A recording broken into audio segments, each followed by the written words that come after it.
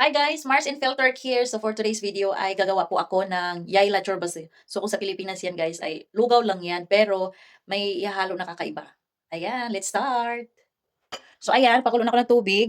So isasabay ko na lang yung bigas. Ayan, 2 baso lang to na bigas. Ayan, hinugasan ko yung bigas bago ko nilagay. Takpan ko muna hanggang hindi pa gumulo at gawin natin yung lugaw. So habang nagpapalambot ako sa bigas guys, ihalo ko na yung yogurt. Ayan.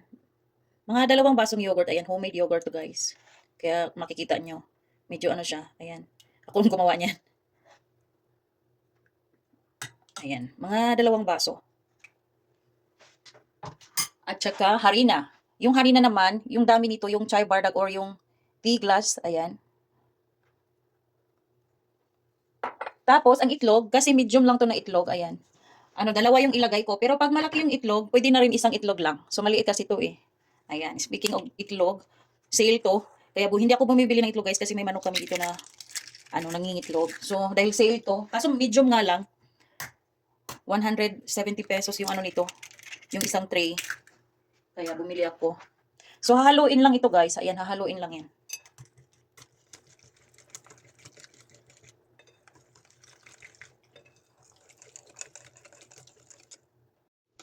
Kailangan manghalong-halo siya ha. Para pag ihalo natin doon, pag lumambot na yung kanin, yung mga parang nalugaw na, hindi mamuumuo yung harina.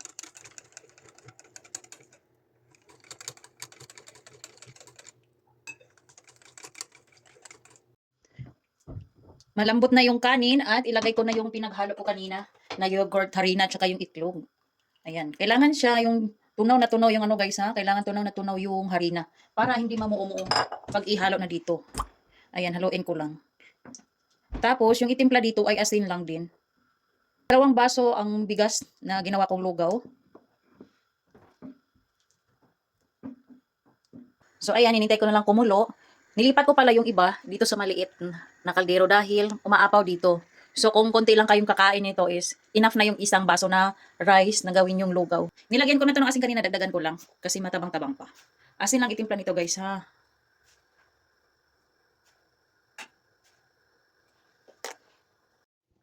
Luto na to.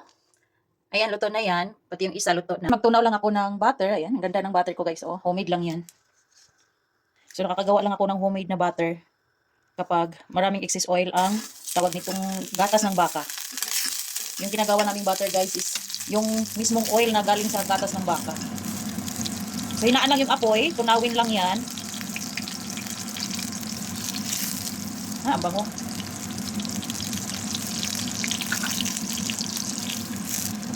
Sorry, may video na sana ako nitong paano gumawa ng butter eh. Na-delete ko eh. Hindi ko alam saan ko nalagay yung video na yun.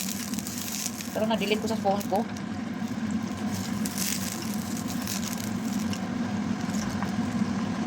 Tunawin lang natin yan. Nasa mahinang apoy. Dapat mahinang apoy para hindi masunog yung butter. Dagdagan ko nga. Tansya-tansya ko lang yung butter guys. Pero mas marami, mas masarap at mas mabango.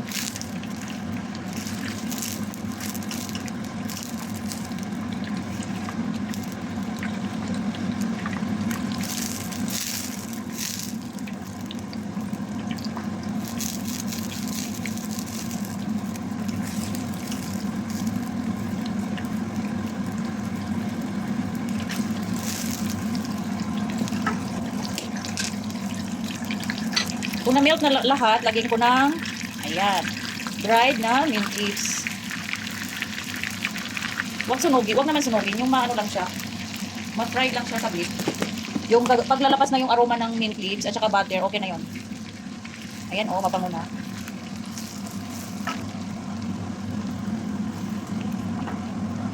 Ayan, enough ko na. Imagine guys, yung bango ng butter tsaka yung bango ng dried na mint leaves nagsama. Ang sarap. At dito ko ihalo itong na-melt na butter na may dried mint leaves. Ayan.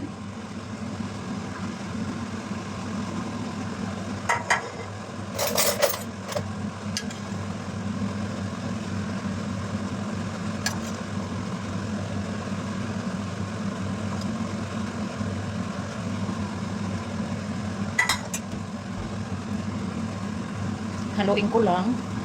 'Di ba? Maganda na yung yayla. Kasing ganda sa mga nanonood dyan. Charot! Sip-sip sa mga viewers, no? Subukan nyo to guys. Masarap to. At saka, pwede tong ibenta. 'Di ba? Yung butter, hindi siya sunog. O, wag pangit kasi yung butter din na sunog pag ihalo dito. Again guys, kung kunti lang kayo kakain, pwede na yung isang baso ang ano, gawin nyo nito. Yung yogurt naman, adjust na lang din sa isang baso na lang din. So, dinamihan ko to dahil ito na yung ginagawa kong breakfast. Hindi na ako kumakain ng maramihang Turkish breakfast. Lalo na pag mabilisan na papuntang trabaho. At lagyan ko po siya ng kaunting lemon. Ayan. Half lemon lang to. Huwag naman damihan. Yung pitik lang ng kunting asim. Pero optional lang yan. Kung ayaw nyo naman ng maasim dahil may yogurt na, okay na yon. Huwag nyo nang lagyan kung ayaw nyo ng maasim-asim. Ayan. Optional lang yung lemon.